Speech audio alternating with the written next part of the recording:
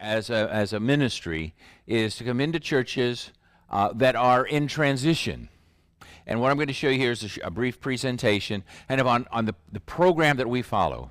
If I come here, I'll be coming as an interim pastor, but my primary responsibility will be to guide you through a process that will be helpful, hopefully, in preparing you for the task of calling your next pastor, and hopefully making sure that it's a good fit. I'm sorry, I wonder all the time. My IPM's process involves everything from the first 3 months.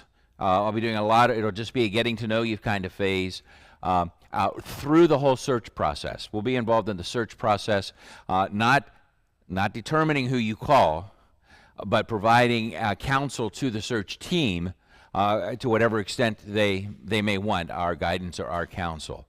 IPM, typically, I don't think this is in the presentation, our typical process time is a year to 18 months, so 12 to 18 months, and that oftentimes will depend on how quickly you're able to find the right pastor. You know, sometimes that can happen very quickly, sometimes it does not happen as quickly as we would like, but our commitment is to work with you through that process. Even though we say 12 to 18 months, it's not that we're done and out of here at that point. My personal commitment is to stay until you have a new man here. Who whenever that might be. It's rare to go much beyond the 18 months. We do have some men, and I don't know the reasons, but I do know that we've got some men who have been in the church. They have been willing to stay for 2+ years. I don't know if that's because there were problems in the church or if there's some sort of unique situation in trying to find the right man. I have no idea. But that's the kind of commitment that we make, is that we're going to be coming and we're going to be staying. We will be relocating here, sort of. We'll be in rental housing that the church will need to provide, and your elders and deacons are already working on that. But we'll move here, but we're not moving a household here. One of the things that we do ask, and I try to say this up front, is if you do decide to call us, our desire is, even though we know we're only going to be here temporarily, we want to become a part of the family. We want to become part of your family. And so we're hopeful that will happen, and that's what we look forward to happening. So having said that, I think that's probably enough. Let's begin, and I'll take you through the presentation, and then if we have time at the end, and that will be totally dependent on you. I don't have anything else to do this afternoon except drive back to Ohio. There's no football games on that I'm aware of, so that's next week. Okay, IPM. Beginning, why does a pastor leave? Well, a lot of reasons. Oftentimes it's because they're called to a new church or to a new ministry. That's exactly what you all have experienced. David has been called to a new ministry, a ministry that I'm somewhat familiar with and am very impressed with. So it's a great ministry to the people who serve in our governments, particularly at the state levels. Sometimes a pastor leaves because of declining effectiveness. Nobody likes that, and no pastor likes to admit it, but every pastor has to face the fact sometimes that their giftedness does not fit the needs of the congregation where they're serving anymore, and so they can lose effectiveness.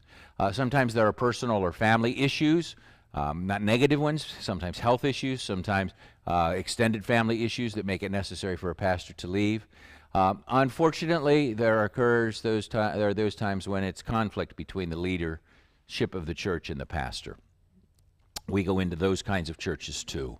About 25, right now we've got about 80 men in churches, and the last statistic I saw was there's about 15 churches that are kind of in the process where you are, that they're looking at calling someone.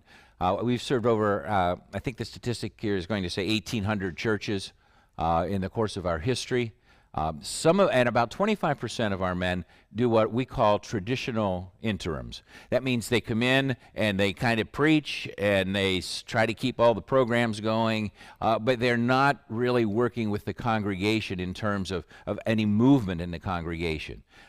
What I would be doing is coming as what we call it an intentional intern, where I come with the idea of helping you as a congregation to move forward and get prepared for whatever and whoever comes next. But sometimes, that's why I get into that, sometimes the conflict with leadership or church, we get into those kinds of situations too. I haven't seen, from the little bit that I've seen, I know that no church is totally devoid of that, but I haven't seen that as the major issue here, as it is in some churches we get into. Sometimes there's a forced or even a pressured resignation, and then sometimes retirement. The last churches that I was at, I left because I retired and couldn't stay retired, and ended up getting into this ministry.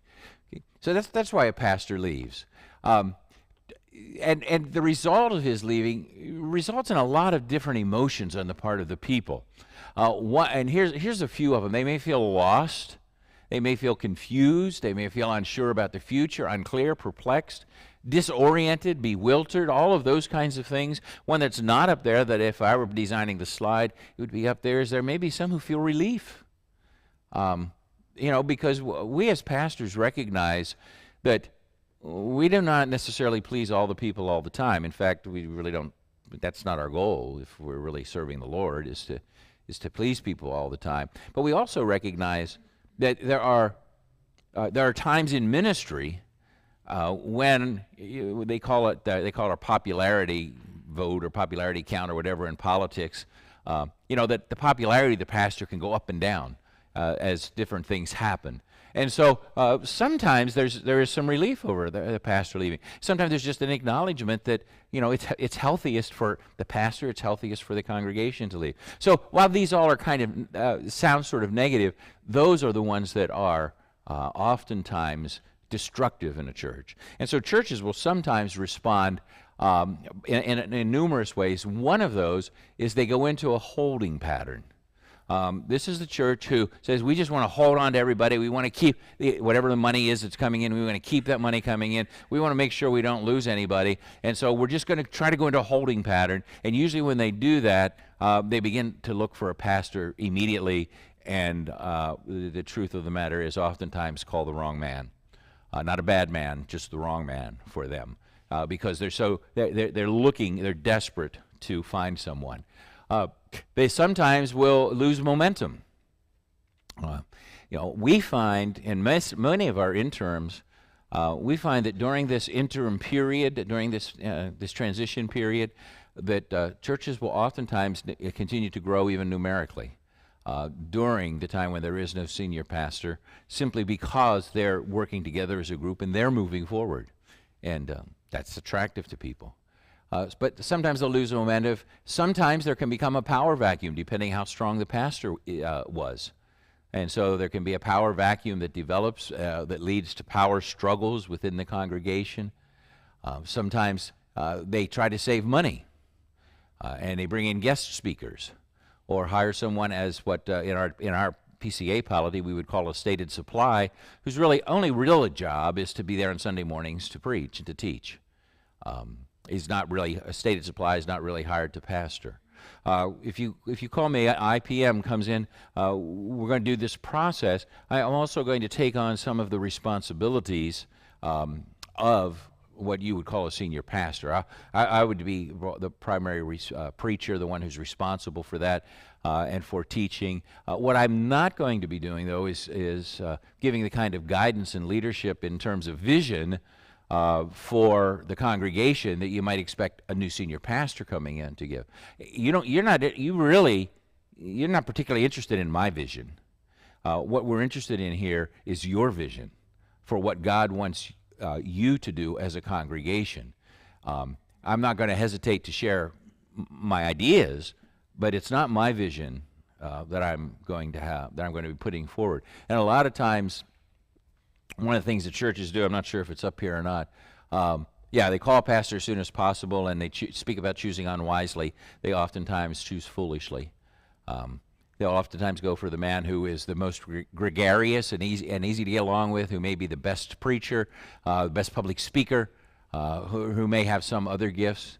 But my experience, and I'll share this with you, it's not in the slide presentation, but my experience in ministry, and some of you I'm sure have experienced it in your professions, is that you get called in because you are, quote, an expert at something, because you have something that this group once, and within 6 months, as you're exercising that something, the group decides they don't want that, or they've got better ideas. I've often said, that churches, they have this tendency to call a pastor because, man, this guy got some great ideas, and 6 months down the road, everybody in the congregation has a better idea than the pastor. It just happens. And sometimes that happens because of some of these things that have been going on. So our goal is to try to help prevent that from happening. Pastor Jerry mentioned how oftentimes a man who comes in after a man who's been here for a long time, and then a new man comes in, how he'll become cannon fodder. And it's very, very often the case that a year or two is all that they're able to survive. And there's been so much controversy because we've always done it this way. This is the way Pastor Dave did it. This is the way we've done it for 20 years. And so now you bring a new man in, and you don't have an idea where you're going. You just know what you've done. But he has some ideas. And so when he tries to institute those, almost always it leads to conflict. And it may lead to division within the congregation. So you don't want to make that mistake of calling someone too soon. And then oftentimes there's also a failure to follow up visitors or to care for hurting members. The leadership, without a pastor, the leadership can get very, very, very drained and pulled in any number of directions, and not have the time, capability, or the resources to provide care for the members of the congregation. So those are just some typical things that happen. We believe there's a better way to transition between pastors. We think transition is a season of renewal and transformation. This next year to year and a half, whatever it might be, can be for you a time of excitement as you renew what it is that God's called you to do. As you look at, okay, this is what we've done, this is how far we've come, where's God want us to go in the next? And we may look out 20 years. Where does God want us to be in the next 20 years? What's he want us to look like? So hopefully it will be a time of renewal and transformation. Our goal is to create a healthier, more effective church characterized by life and vitality. I always tell people, realize that's not saying this is not a healthy church. That's not saying this is not a church characterized by life and vitality. But the simple matter of fact is that no matter how healthy we are, no matter how full of life and vitality we are, there's always room for improvement. That's true both individually and it's true corporately. And so our goal is to simply help you to become a church that is more like that, that's more characterized by those things. We want you to be able to welcome a new senior pastor to a healthy, functional, spiritually renewed church community.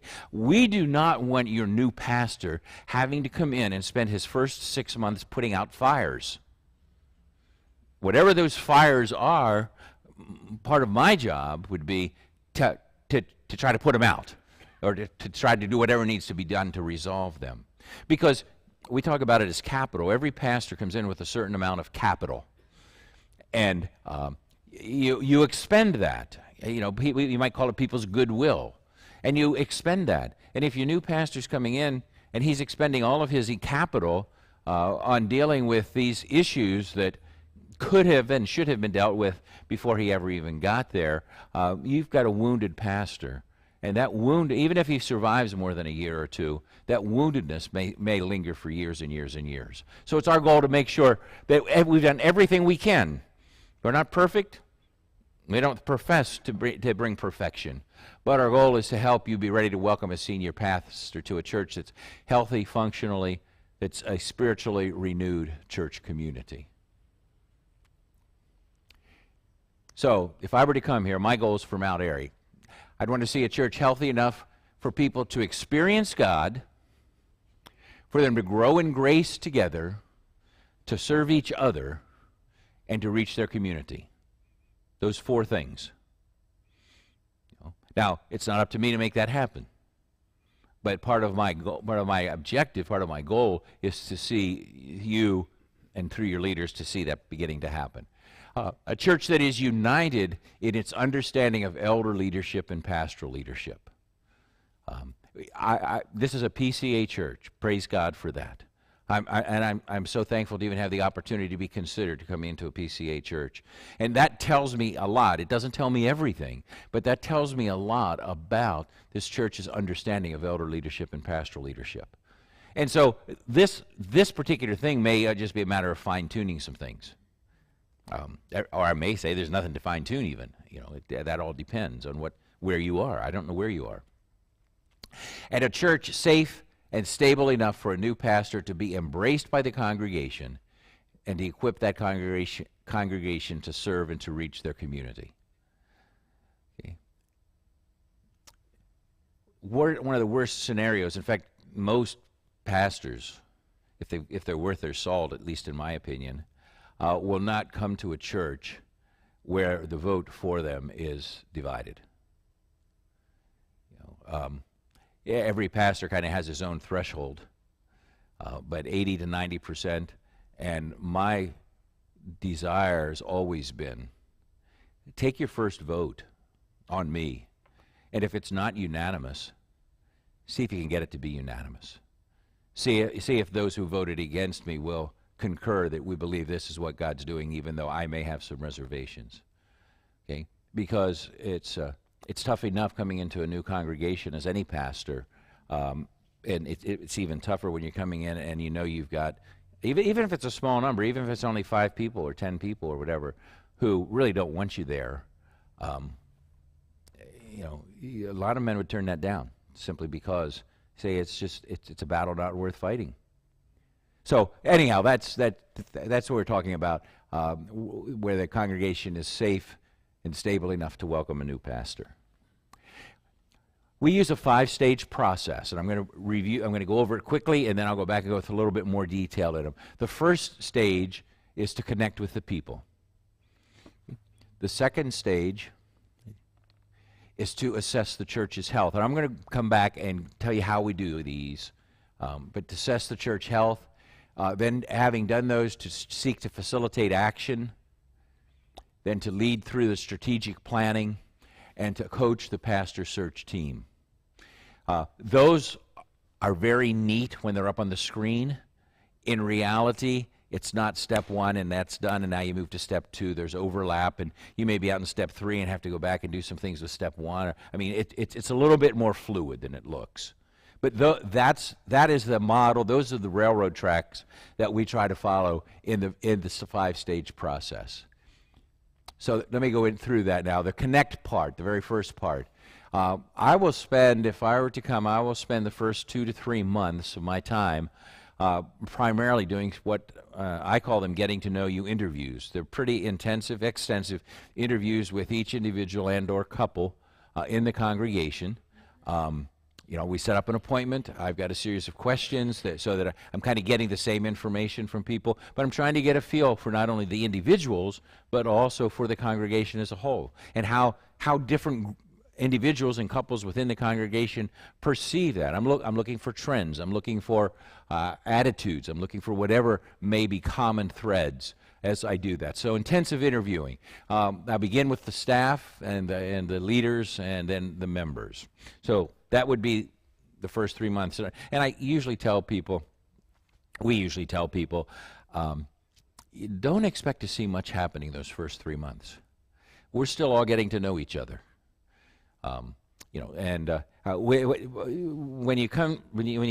When you as a congregation sign a contract with IPM, I work for IPM. I don't work for the congregation. You sign the contract with IPM. You call me. They recommend to me. You call me. I come and I start working. That contract is a 3-month contract. Some people make the mistake of thinking, "Oh, you're going to be done in 3 months."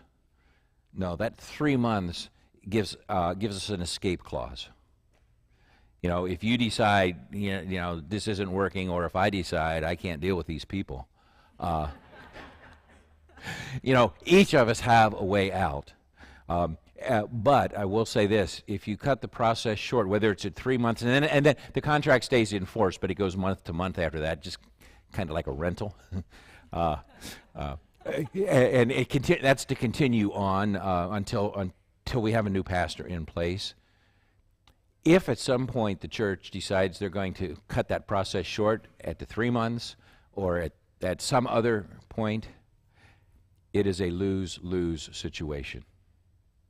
All of the work that has been done will have been for naught, and what yet remains to be done will probably not get done. If you're willing to get it done, you'll keep the person here who's doing it for you and leading you through it. And so to get rid of that person or to end a contract with IPM early is usually a lose-lose situation. And we, as me as the pastor, or my family, we leave feeling like we've lost too, because we've invested 3 months, 6 months, 9 months, 10 months, whatever it might be, and then to have it cut off, we say, why'd we go there? You know, and the truth of the matter is, we're smart enough to know that God is big enough that even in that situation, he uses us. It's not totally wasted, but so much benefit is gone. So I just want to make sure that the congregation is clear. We're talking typically 12 to 18 months in time, even though the contract only says 3. Okay? And what is it, Ken? What is it if, was it Kent? What happens if we cancel it after 3? Who wins? Nobody. Okay, that we're all committed to that process, and I'll do my best. If you call me, I will do my best to try to keep you informed of where we are in the process. But sometimes I get so involved in the process I forget to tell people where we are. So you always have the option of asking. I will be preaching on themes that are relevant to the church's needs. I was asked this question yesterday. IPM does not give us a list of sermons that we're supposed to preach. I believe so strongly in the preaching of the Word and the authority of that and the responsibility of that, that I will try my best to do preaching that is geared to meeting this congregation's needs. That may have to do with some of the IPM process, but it may not. It may simply be this is something that the congregation, in my opinion, as the interim pastor, needs to hear. And so it will be relevant to the church's needs, but you may at times say, well, how's this relevant to this process we're going through? And the answer to that may be it's not particularly. But hopefully, through the input I get from each of you, if I come, from the input I get from each of you and the input I get from your elders and deacons, I'll be able to be preaching on those subjects and topics that are helpful and relevant to you. I predominantly do verse-by-verse expositional preaching because I'm here only short-term. We're not going to start the book of Romans and try to go through the book of Romans. I spent 3 years going through the book of Romans and only got to chapter 11. So we're not going to try to pick up Romans and do it verse by verse, at least not in that kind of detail. But you can expect that I would be preaching some shorter series that are expositional. That's not to say I don't do any topical. Are you all familiar with the difference between what we mean by expositional and topical? I do some topical from time to time, but that's not my forte. This process can involve some conflict counseling, mediation, management, depending what I find. There may be a need for that, but that would go on during this first connect stage. And then during this stage, I would be forming what we call a transition team. A transition team, and at this point I'm not going to tell you how many because I don't know, but a transition team will be a number of people from the congregation whose job is going to be to meet. Typically we meet weekly, and they'll move through the process now of taking this data that I've accumulated in my interviews. The next one coming is assess the church health. We'll do a church survey. There's a number of things, material that we're going to do. We will be purchasing a demographics study of probably of the zip code area, maybe the area code area, whatever seems to work the best for where your target audience is. But they're going to work through all of that. They're going to be looking at, okay, where have we been as a church? Are there any issues we need to address because of where we've been? And where do we think we need to go? And they will come up with that. That will go to your session.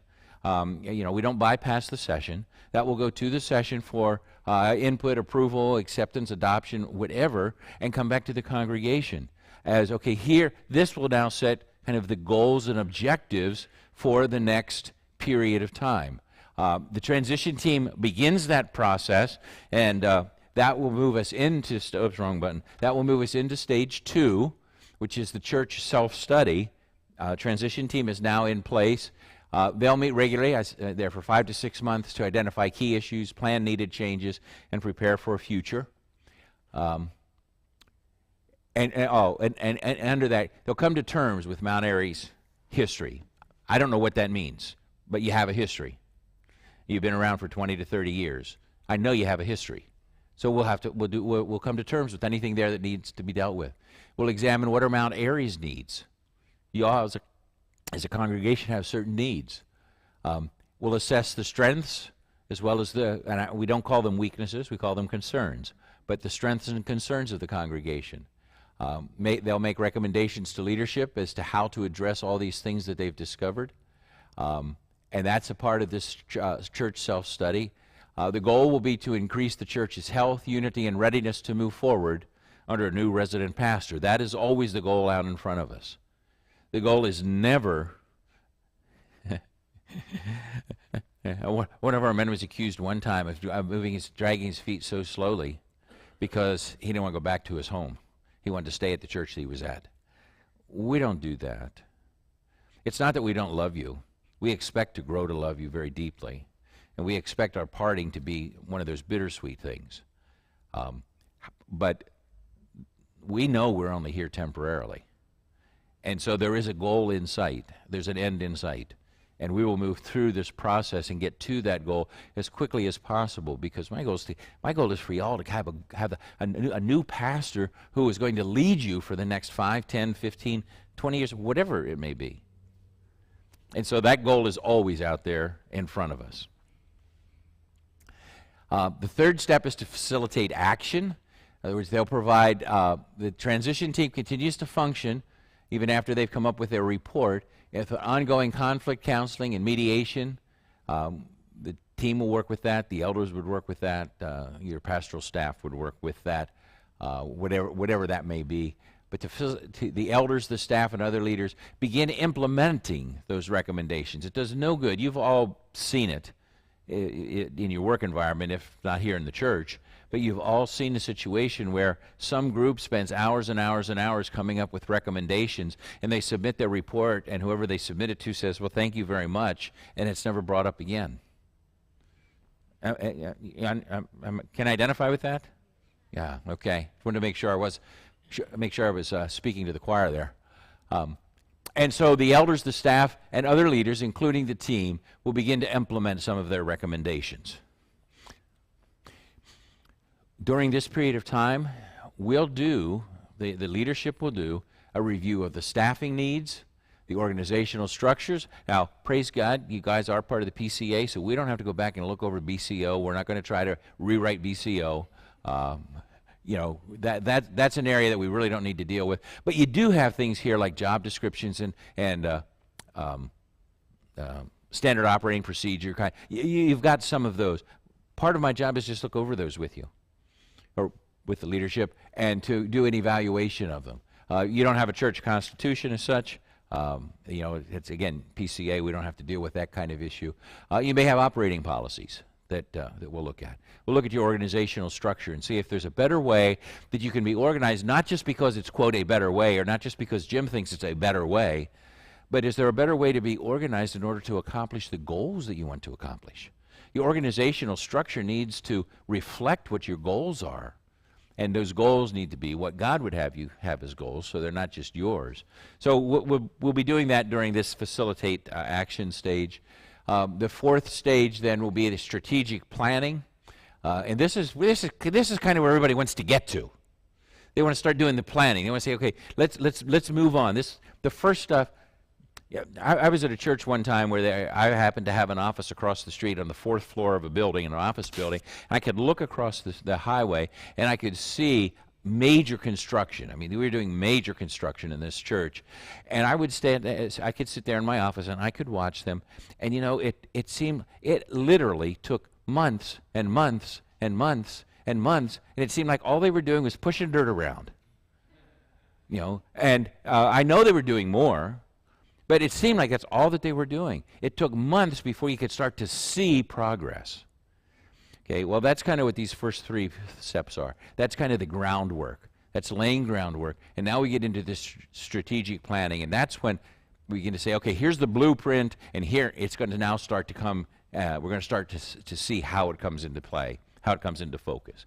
So strategic planning, that begins when the elders and the staff and any other leaders agree that the key issues have been resolved. We cannot do strategic planning as long as there are key issues, whatever they might be, that are unresolved, because we won't move forward as a unit. And so they have to resolve those first. The transition team will engage in a vision pathway. That's not a technical term. It's just trying to give you a mental picture of something. Process clarifying the church's missions, purpose, and core values. Those may not change from anything that you already have. Okay, but we want to make sure that they're clarified. And the goal is to develop a provisional vision and ministry plan for the next several years. I don't know when your mission statement and your vision statements were all done. They ought to be revisited. I think the standard in the industry is about every 5 years. Not because you can change everything up, but you need to revisit them because circumstances change and people change. You as individuals change, and the composition of this body changes. And so what may have been true 5 years ago is not necessarily the same today. So we'll look at that. And then 5, the one that we're all, this is the one that we really can't wait to get to, is the search. Begin looking for that. So there'll be the selection, and I will provide training. If you want me to, I will provide training for the pastoral search team. I know you guys have never called a pastor before. Have any of you been in another church where you've served on a pastoral search team? Maybe half a dozen. Okay, that's kind of typical. And so, you all may end up being a major part of the search team. I don't know who that's going to be, but it's very, very typical to have search teams that in their first meeting they kind of look at each other and say, well, okay, what do we do now? And so that's part of my job, is to help coach that. So I'll do whatever training seems appropriate for the pastoral search team. I'll coach and resource them in their search process. I don't direct, I don't chair, but I do coach and provide whatever resources I can for them.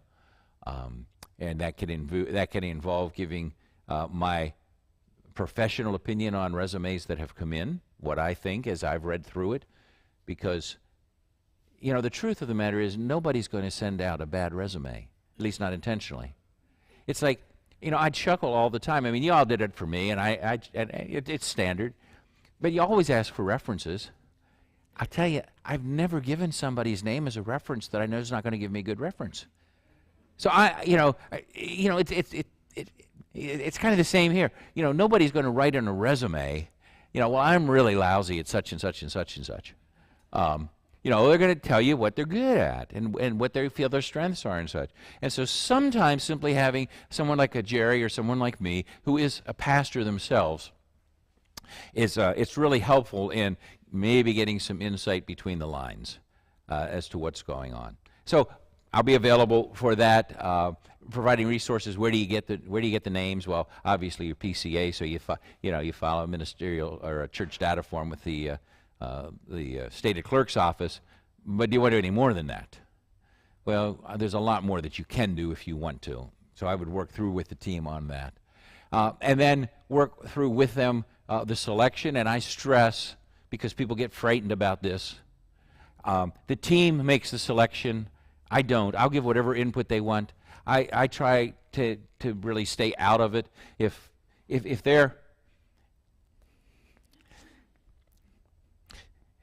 for whatever the reason, let me just give you an off-the-cuff illustration. If for whatever the reason, if the team is moving really strongly in a direction of calling someone, say, here to Mount Airy, who's a Baptist Pentecostal, I'm probably going to do everything that I can to say that's probably not a real wise choice, and to help them work through why it's not a real wise choice. Now, maybe I'm wrong. Maybe I've read you wrong. Maybe that would be a great choice, but I'm not seeing any response. So I'm not sure where maybe I've stepped into some doggy do or something there. I don't know. But you know, that's the kind of thing we're talking about that will help with the selection, will help with the process of calling, because there is a process. Some of it's spelled out in the BCO. Some of it has to do more with just how do you treat people. You know, there's nothing. Again, this will go over with the search team, but just to give you an idea of the kind of insight that our men bring, it's a very, let me say it this way, it's very discouraging for me as a pastor to fill out, whether it's online, and that's the way most of it's done today, but to take the time to fill out online a resume and submit it to Mount Airy Presbyterian Church for their senior pastor position, and I don't hear another word for 4 to 5 to 6 months. I personally think that's unacceptable. Okay? And especially in the age that we live today with communication. I mean, I remember filling out forms, you had to send them by snail mail, and so it was at least 3 weeks before they got your letter, and they had time to send you a letter back. But we don't have that anymore. And so helping them to work through that calling, helping with the installation process, ordaining if the person needs to be ordained. That's not up to me, that's up to Presbytery, but nevertheless doing that. And then the onboarding, that means getting him up here. The ideal situation is this.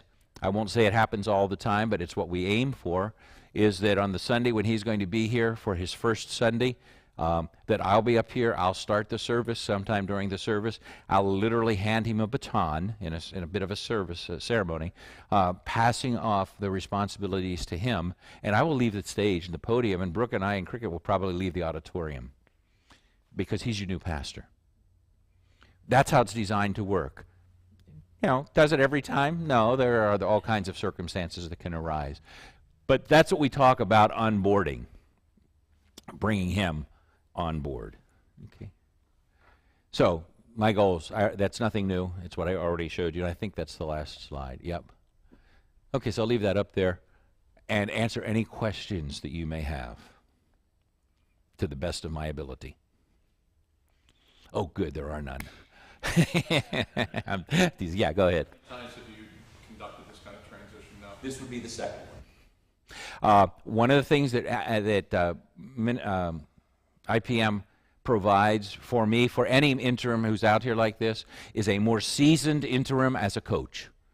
So I will have a coach that I'm in contact with every couple of weeks. May or may not be the same one I used in the first one, but I'll be in touch with him every couple of weeks. He's doing a couple of things. He's making sure that I'm staying on track in the process, but he's also there to share his wisdom, because in most cases he's already done 5 or 6 or 7 of these transitions. So we're not out. I'm not out there alone. And if I need, I say I talk to him every other week or so. If I need something, I've always got the option to call. And then I've got a resource library through IPM that I have access to that gives me all kinds of information that I need. That if I need it, I can access it. Good question.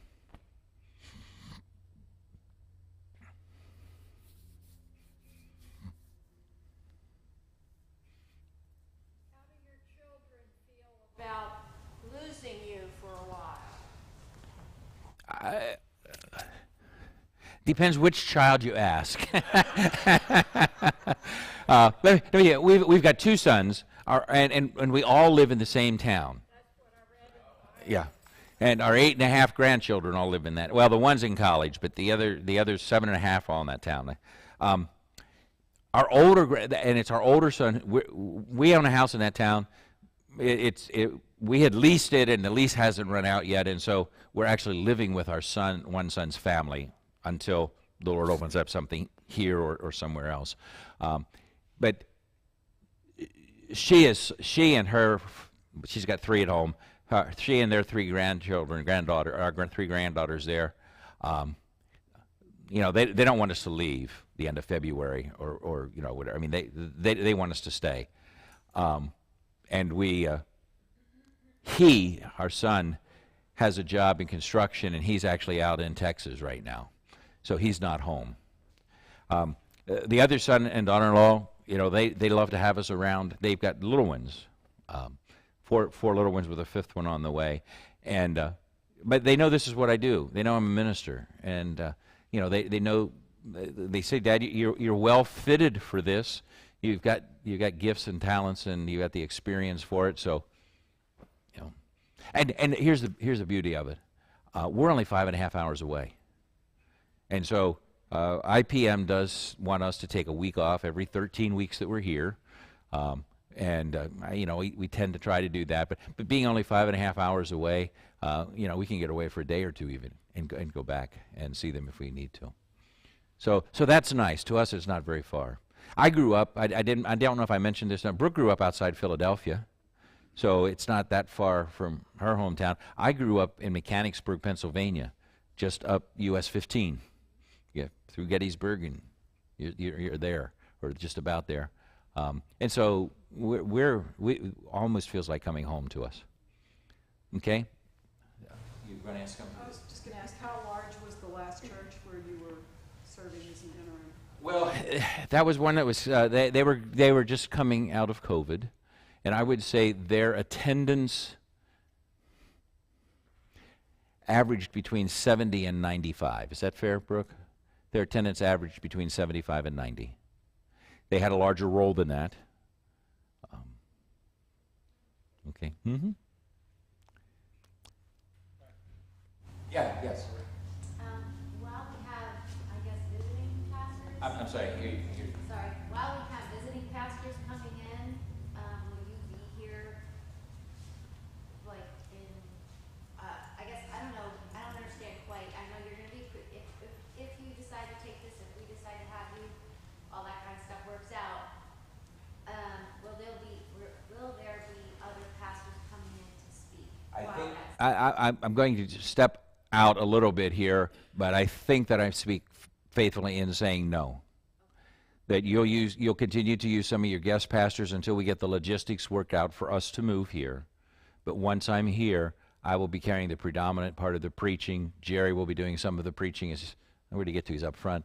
Jerry will continue to do some of the preaching, but we will not be bringing in guest preachers. Am I right in this, Jeff? To fill the pulpit. I'm not saying they won't bring any guests in, because I think there's value in hearing from somebody else too.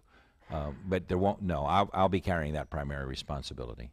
Maybe when you go home for a week. Well, we'll be home for a week. Yeah, I'm assuming Jerry will preach, or one of the elders perhaps. But that's up to the session what they want to do for those any time that I'm out of the pulpit. Okay. The projected start date would be March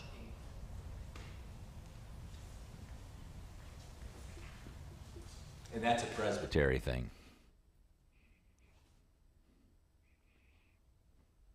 I don't know if you know it or not, but one of the advantages of being part of the PCA and part of the presbytery is that any man that you call, even for me being called as an interim, I have to go before presbytery here. I have to be examined by them. When you call a man as your new resident pastor, whether he's ordained already or not, he will have to appear before presbytery, and they will examine him as to his as to a lot of things, but particularly as to his creedal orthodoxy, so that they're doing what they can to guarantee that you're going to get a man who's going to teach the word the way that you've always been taught it, from a good, solid, reformed basis. Anything else? I think that Brooke and I are going to excuse ourselves. I think you're going to do a vote or something now. So we're going to excuse ourselves so that you can have whatever discussion you want. My stuff is still up there, and I'm just going to leave all this here. We'll just go to the library if that suits, Jeff. Okay. Responsible for issuing a call to Jim, but we would like to hear from you. And Jim also would like to know that he has your support if indeed he does. And so we're going to pass out ballots now. Lance on this side, and then I'll pass out ballots on that side. And if you can mark those yes or no, and also any comments that you might wish to make. I promise we won't do any handwriting analysis, and that will be very helpful to us as we seek to make a wise decision. Good. Okay. As we do this, I'm just going to pray a minute, okay? Father God, we thank you for the opportunity we've had this weekend. Thank you that many have been able to meet Jim and Brooke and even Cricket personally. And we know that we're frail. There's nothing in your word that says, "Thus saith the Lord." We thank you for the session and their preparing this time, but we love the congregation and we call to shepherd them. We covet their input. Thank you that they'll advise by a vote. And then we pray for the session, for their wisdom and regard to this, and also for Jim and Brooke. So we know that we're frail in these things, but we know from the New Testament that the way elders were called was from the raising of the hand and getting to know the people that they would shepherd, part of that. We give it all to you. Be in this, direct us for Christ's sake.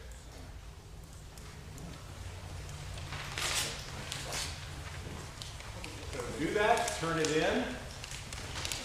If you would like to stay to figure out the results, we'll certainly email them out later. But I think there's still coffee and some goodies if you want to stay around for any of that. Our plan is to not take a long time doing that. What, extra while? Is this on? No, that's good.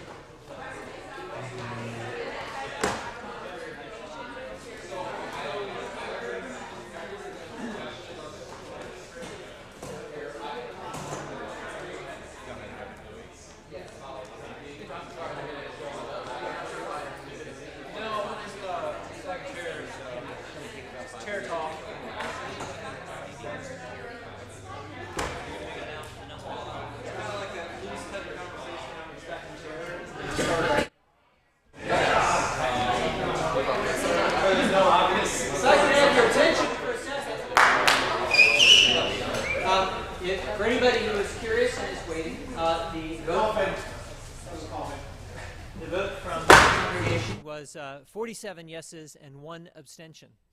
And the vote on the session was unanimous that we would like to call Jim and Brooke here. Well, we're calling Jim and we're welcoming Brooke. So we have an interim pastor, guys.